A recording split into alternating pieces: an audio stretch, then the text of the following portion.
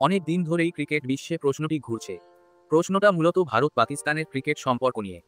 রাজনৈতিক বৈরিতার কারণে ভারত পাকিস্তানে ক্রিকেট দল পাঠাচ্ছে না এক যুগের বেশি সময় ধরে। এই অবস্থানে অনড় থেকে নভেম্বর মাসে ভারতীয় ক্রিকেট বোর্ড আইসিসিকে জানিয়ে দেয়, আগামী বছরের ফেব্রুয়ারি মার্চে হতে যাওয়া চ্যাম্পিয়ন্স ট্রফিতেও পাকিস্তানের দল পাঠানোর অনুমতি দেবে না ভারত সরকার। বিসিসিআই এর ওই সিদ্ধান্তের পর প্রশ্নটি আরও বড় হয়ে ওঠে। অনেক দিনের নাটক শেষে 2025 চ্যাম্পিয়ন্স ট্রফির ভাগ্য গতকাল চূড়ান্ত হয়েছে।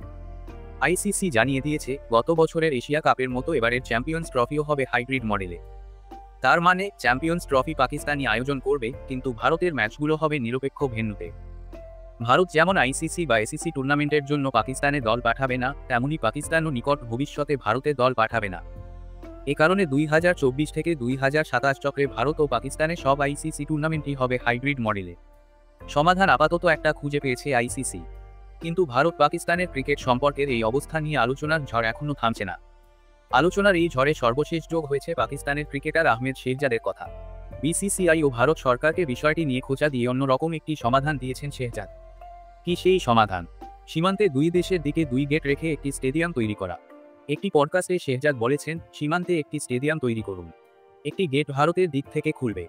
তাদের খেলোয়াড়েরা সেই গেট দিয়ে মাঠে আসবে। আমাদের খেলোয়াড়েরা যাবে পাকিস্তানের দিকের গেট দিয়ে। বিসিসিআই আর ভারত সরকারকে এরপরই খোঁচা দিয়েছেন শেহজাদ। আমার মনে হয় এরপরও বিসিসিআই ও ভারত সরকার ঝামেলা করবে।